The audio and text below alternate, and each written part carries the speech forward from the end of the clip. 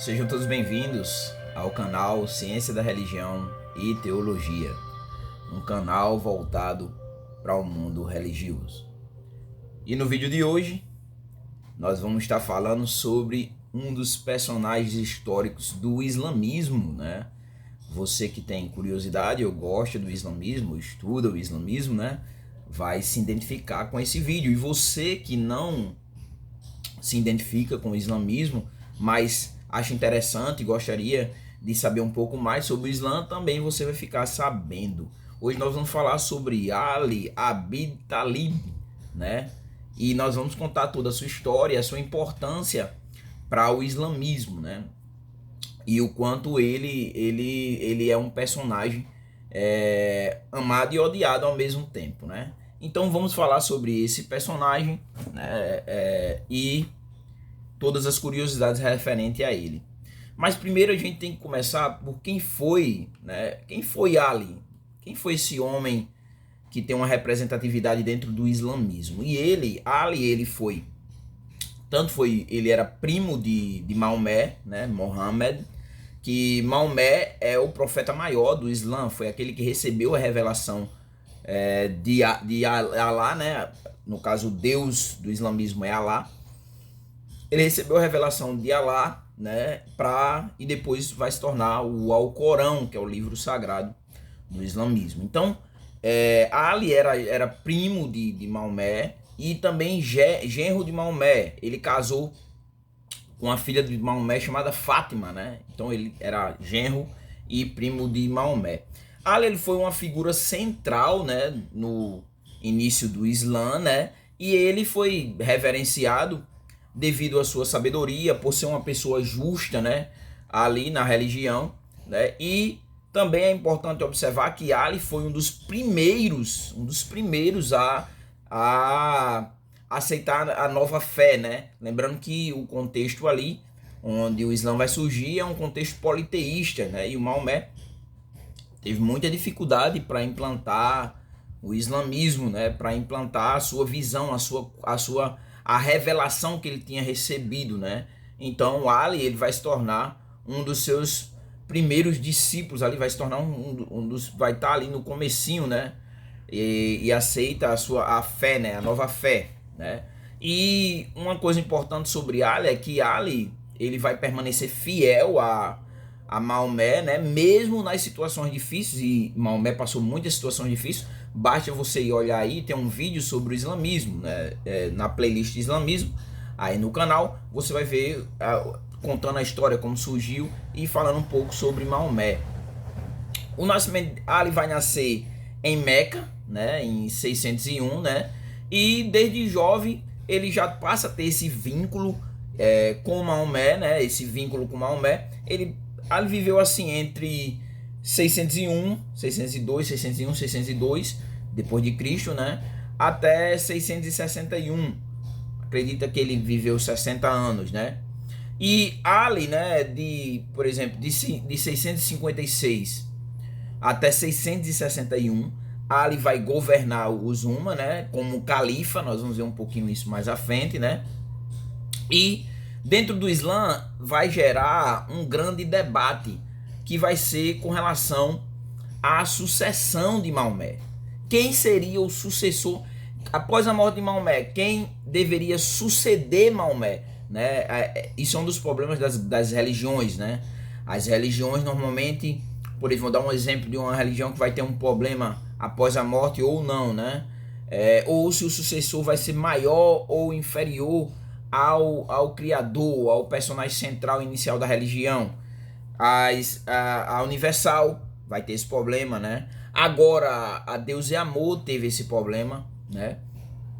E assim sucessivamente. Na história nós vamos ver isso. Quando morre o líder, a religião, às vezes ela muda, às vezes ela continua. Dentro do candomblé nós temos essa dificuldade, porque quando morre o babalorixá ou aí o orixá da casa, tem a dificuldade, muitas vezes a casa fecha porque não preparou o sucessor, e assim sucessivamente. Então, dentro do Islã, houve esse debate, quem seria o sucessor, né? O sucessor legal para suceder Maomé, né? E aí o debate girava em cima do seguinte: Ele deveria ser escolhido entre os discípulos, aqueles que acompanharam Maomé desde o princípio, ou deveria ser hereditário, alguém da sua família ali era quem era para dar sequência ao islamismo. Quem é que deveria ser esse sucessor? Essa questão, inclusive, foi o que dividiu os muçulmanos entre os dois grupos, entre os xiitas, né, e os sunitas. Os xiitas, né, os xiitas e alevitas cultuaram a Ali como esse sucessor, né, e os descendentes de Ali seguiriam essa sucessão, né, seriam sucessores legítimos de Maomé. Já os sunitas não, Maomé não, Ali não é o sucessor, não deve ser o sucessor, mas deve ser escolhido entre aqueles discípulos mais próximos de Maomé. Quando nós falamos sobre os feitos de Ali, né, ele teve grandes feitos dentro da religião. Por exemplo, ele se tornou o quarto califa, né? O que é um califa? O califa é um guia, é um líder espiritual do islamismo. Então ele se tornou o quarto, né? Durante o seu reinado, né, ele vai tentar promover essa pacificação, né, para unificar o Império Islâmico, porém não vai ter sucesso. Ele vai morrer, né? Mais precisamente, ele vai ser assassinado no ano de 661, né, por carigitas. Ele vai ser morto e vai ser assassinado, e aí dando fim à sua tentativa, né, a tentativa de unificar o Islã, né, que até hoje tem existe essa divisão entre sunitas e xiitas. Até hoje ainda há essa divisão dentro do islamismo, né. A importância de Ali tem uma importância, a sua importância gira em torno, primeiro, para os xiitas, né, que considera ele o primeiro imã, né, que seria o legítimo sucessor de Maomé. Os sunitas, no caso, né, respeitam Ali, porém não consideram que Ali foi o único sucessor, legítimo de Maomé, né? Daí a ideia dos discípulos mais próximos e seguirem exatamente essa interpretação de que que ele não seria o único legítimo, mas que aqueles que viviam próximos, os discípulos próximos a Maomé, deveriam serem os seus sucessores. Até, inclusive, dentro do cristianismo, nós temos um pouquinho disso, porque quando Jesus escolheu 12 discípulos, né, nós temos uma substituição quando morre Judas Iscariotes, que vai ser substituído por Matias, caso não esteja enganado. E o que acontece? O apóstolo Paulo, que vai se converter depois, e ele, para ser aceito como um dos apóstolos, entendeu? De Cristo, ele faz inclusive a defesa do seu apostolado, que ele seria tanto apóstolo como os outros, né? Mas ele viu ao Senhor, só que depois, né? Então nós temos isso também, o que aconteceu aqui com Ali, nós temos dentro do cristianismo, né? Com relação, para a gente finalizar o vídeo, a vida, né, e a morte de Ali são temas, né, de grande significado dentro do mundo islâmico, né? Isso é significativo, né? E a vida de Ali, inclusive, ela serve de inspiração, né, dentro da história do islamismo. Então nós temos essa divisão que houve. O principal ponto aqui seria a divisão entre sunitas e xiitas, exatamente girando em torno dessa sucessão de quem seria o sucessor legítimo de Maomé. Eu acho que é o principal foco aqui, além das características do Ali, que era um cara sábio e justo, né? E que fez essa tentativa, mas falhou, né? É interessante também observar que dentro do mundo religioso, dentro das religiões, sempre existe essa divisão. Por exemplo, dentro do cristianismo, eu uso sempre o cristianismo porque a maioria das pessoas são cristãs. Nós temos essa divisão, né? Tem aqueles que dizem que tem que seguir uma linha pentecostal, outros já uma linha histórica, outros já seguem uma linha neopentecostal. Então não existe uma unificação. O budismo do mesmo jeito, Theravada e o Mahayana. Então existe sempre essa divisão dentro da religião.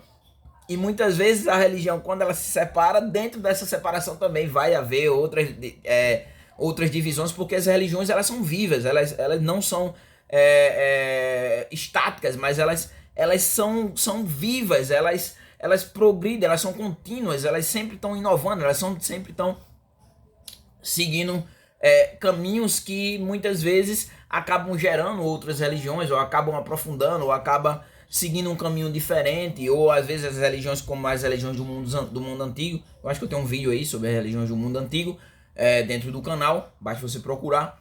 E aí tem religiões que acabam, né, com o passar do tempo, elas acabam desaparecendo, né, as religiões, a religião dos macabeus, né, e assim sucessivamente. Muitas religiões elas chegaram até o seu fim, né, finalizaram, colocaram fim, né, acabou as religiões. Outras, como eu falo, elas se renovam, elas se inovam, elas criam novas formas interpretativas, né? E assim é a crença é assim, entendeu? A crença, ela não é uma crença, a crença não está subordinada a um único caminho, mas muitas vezes muitos caminhos, muitas interpretações a partir da vivência dos adeptos da religião. Então é isso. Hoje conhecemos esse personagem dentro da playlist personagens religiosos. Hoje nós conhecemos Ali, um personagem que merece ser destacado dentro do islamismo, né? É isso, obrigado por vocês estarem aqui e até o próximo vídeo.